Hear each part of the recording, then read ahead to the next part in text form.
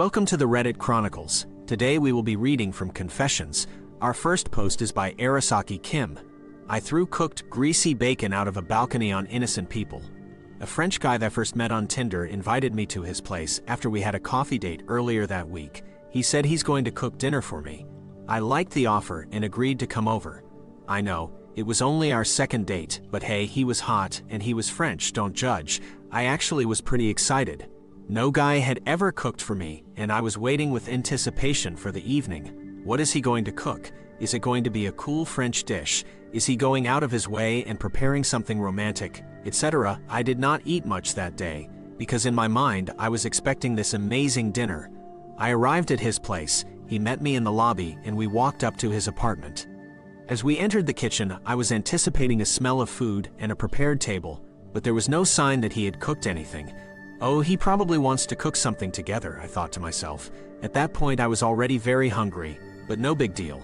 He started talking to me about some random stuff. My stomach just kept growling, and after about 5 minutes I gave him a little hint. So when is dinner coming? Oh yeah, I suppose you're hungry. He then walked up to the fridge, opened it, and told me to come over. I was thinking to myself, what the F? Now I was standing next to him, and what I saw were half-empty shelves with small bags of random vegetables and an extremely questionable packet of bacon that is already grayish color. All products had big orange discount stickers that are used to sell off food that is about to expire. He started taking everything out of the fridge and uttered a sentence that blew my mind. So here is some food you can cook.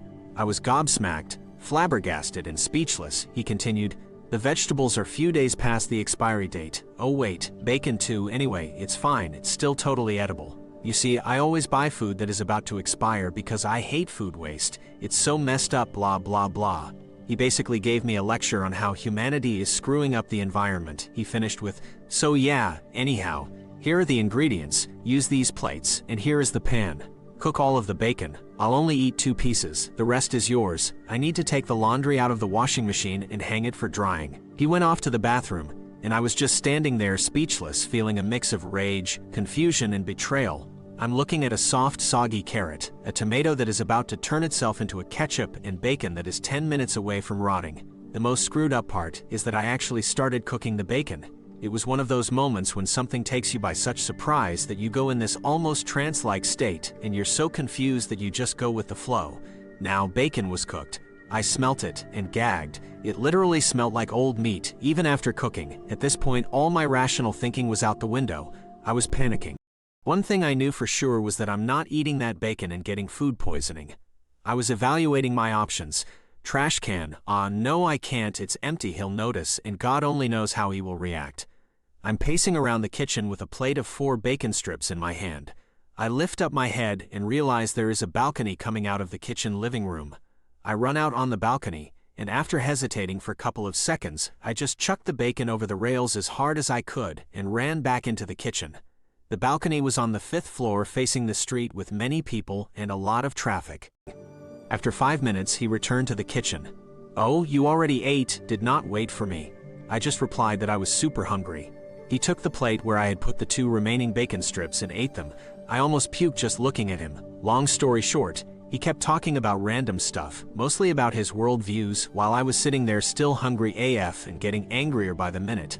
I started coming back to my senses and realized, what the F am I doing here? Thank God he needed to go to the toilet. I quickly grabbed my jacket, put on my shoes, and bounced without saying goodbye. Looking back in hindsight, I feel bad that I did not just confront him in the beginning, which resulted into me having a brief mental breakdown and throwing bacon on top of people's heads. Even taking into consideration that I was too scared to confront him, the obvious thing to do was to sneak out while he was doing the laundry. I was in too much panic to make rational thoughts. You live and you learn. Our next post is by OK Temperature. My son broke his bully's nose. I have done almost everything I could do regarding this situation. I've contacted the parents, I've contacted the school. The parents basically blew me off and told me that it was a situation of kids being kids. The school pretended to care, but didn't do anything in their power to actually stop it.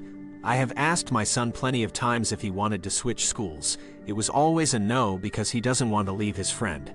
I can understand that considering he's had a rough go ever since he started school. He's been diagnosed with both autism and ADHD, so it's really hard for him to make friends. The little prick has been doing this to him for years, but lately it has gotten much worse.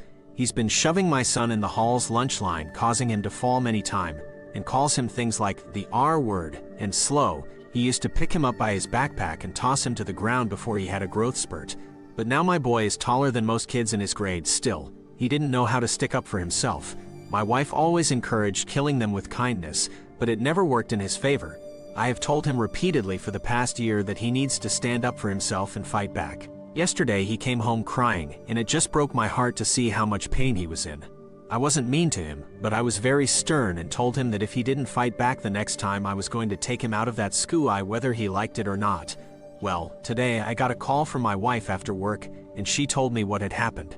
He was on his way to lunch and got shoved onto the ground, causing his knees to be a bit bruised. My son then got up and hooked him right in the face, causing his nose to immediately bleed. My son said that the boy started to cry and he even kinda felt bad. His parents have contacted us. They're threatening to sue and told us that his nose had been broken. My wife is mad at me because I've been over the moon since. I don't condone violence, but in this situation something had to be done. Anyone who thinks otherwise hasn't seen the pain that little punk has caused for my son. If his parents didn't want it to come to this, then they should have taken it more seriously when I told them how much of a big jerk their kid is. I had my fair share of bullies as a kid, and I never did anything about it. I'm glad that I'm raising a son that is much tougher than I was. I hope that this has taught him to never be afraid to stick up for himself. I'm a very proud dad today. Our next post is by He Who Splurted. I'm leaving my husband due to his flatulence. A while ago I posted about my husband on another account. Both account and post have since been deleted, but you can find it if you look for it. Some of you may remember my husband, who we shall refer to as Froten. He used to fart in public, rank and rancid, and find it hilarious. There were gross-sounding farts, and often when I went to clean his clothes there was mucus in his underpants which reeked of ancient sewer systems. I gave him an ultimatum. Simply to stop farting on purpose when in public and at parties and family gatherings, or I'd leave him. He promised me. He continued his behavior though. At a family dinner at our house he trusted a fart and fully blew chunks into his pants. At first he tried to say the sound and smell came from me, and I just stood up exasperated and left the table. When the stench stayed without me in the room, everyone knew it was him, and he once again tried to blame me, saying that I cooked him bad eggs for breakfast. Everyone ended up leaving, as he had literally splurted slime down the leg of his pants. I was mortified, and had to tell all of our guests about his constant flatulence later on when they asked why I was divorcing him over this. He's tried to win me back by promising not to fart anymore and saying that he'll even clean his own washing. It's all too late though for a 40-something-year-old man to act in such a way. His family has suggested I support him through whatever he is going through at the moment, and said that brain conditions like Alzheimer's run in his side of the family. Call me cold, but diarrhea runs in his genes and I've had enough, medical illness or not. I'm done. I'm leaving. Our next post is by Throwaway. I regret donating a kidney to my mom 3 years ago. My 36F mom, 69F, was diagnosed with kidney failure, most likely due to high blood pressure and type 2 diabetes, which was poorly controlled for years because she doesn't like doctors and didn't want to be a pill popper. She was told she had to go on dialysis 3 days a week, up to 6 hours a day, including travel time, while she was put on the kidney transplant waiting list, which takes years to find a match on average. She was firm that she did not want to be on dialysis and told me to give her one of my kidneys. She said she had raised me and provided for me all these years, put me through college, etc. Now she needed this from me. Filial piety is very important to our culture. We are Chinese American. I was taken aback by this, but after thinking about it, I also thought it was the right thing to do based on my own values. I love my mom. I care about helping people. I was already signed up to be a deceased organ donor. Plenty of people live with only one kidney, so if I can give a kidney to save someone else's life, then I should, especially if it is a loved one, etc. They make being a kidney donor sound very good in theory. People with only one kidney can live just as long as people with two, and if you ever need a kidney, you get priority on the transplant list. What they leave out is you have to basically turn your life upside down after, because you now only have half the reserve. I had been completely healthy before, but only a year after the surgery, they found that my remaining kidney couldn't handle doing the work of two and was now also in the early stages of failing. I had built my life around food. I was working my dream job as a chef and ran a food travel blog as my main hobby. However, to protect my remaining kidney, I basically had to cut out meat, fat, and sugar from my diet and limit salt to just 1 gram a day, which meant I had to quit my dream job, as a huge part of it was tasting the food I was serving. I don't have any other skills, so the only job I was able to get was as a secretary. Almost all of the food I can still eat is very bland, and when I do travel, I often have to bring my own food or survive on salads. And please don't lecture me about healthy restaurants. I went to culinary school. I can tell you that restaurant food is by definition not healthy. Even at vegan, self-built, healthy restaurants, they still use high quantities of salt, sugar, fat, and umami to appeal to the primitive part of our brain that determines whether food tastes good or not. Meanwhile, only about 2 years after the transplant, the kidney I gave to my mom also failed.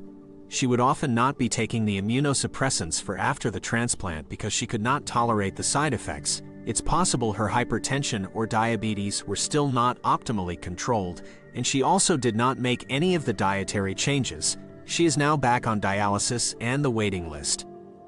I'll probably get flack for this, but looking back, I cannot help but think it was not worth it.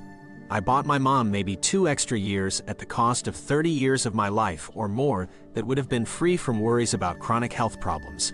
I also lost my career, my main hobby, and my husband and I had been thinking about starting a family, but my doctor told me it would not be advisable for me to have children. I was previously healthy but am now on several medications to try to stretch my remaining kidney as far as possible before I have to go on dialysis. And even if I do get a kidney transplant, I will have to take strong immunosuppressants with significant side effects for the rest of my life. Unlike the benign blood pressure and sugar meds my mom could have just taken like she was supposed to not be in this position in the first place. My mom lived a full life, almost 70 years, and to try to buy her a few more years, I feel like I cut mine in half. Edit. Wow, was not expecting this level of support and positivity. It really means a lot to me. To address a few points that a few people have asked me about. Yes, I am talking to a therapist. A big question that we are working through is, was my decision to donate really my own based on my values, or was I influenced into it by my mom and norms of how I should behave towards her? At the time, I thought I was weighing the two separately, but my therapist has helped me identify ways her values might have been speaking through me unconsciously, best case, or ways she could have been deliberately trying to manipulate me, worst case. I'll keep you posted. Something that therapy has also helped me to crystallize, a core value that a lot of my beliefs stem from, is that a year of life for me is not special or worth more than a year for anybody else, and vice versa. But just looking at it objectively, my mom does not have many years left, regardless of whether she got a kidney, while I still had a lot of years to potentially lose by giving one away.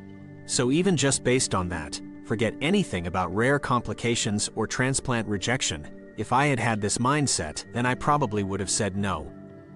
As for my current job, it's true secretarial work isn't what I find stimulating. When it became apparent that I would have to switch careers, I considered going back to school to do something with technical and leadership potential like I had in the kitchen, maybe engineering, or even as a long shot go to medical school. But I had to suppress those notions, as the reality was I could not afford to take risks like go hundreds of thousands of dollars into debt for 4 to 8 years. I needed a job that I was qualified for now, and that would provide health insurance for my kidney condition, that I wouldn't lose because I could no longer do the job if I got sicker. There aren't that many jobs that offer that anymore. So I consider myself lucky I even found this. Thank you for listening.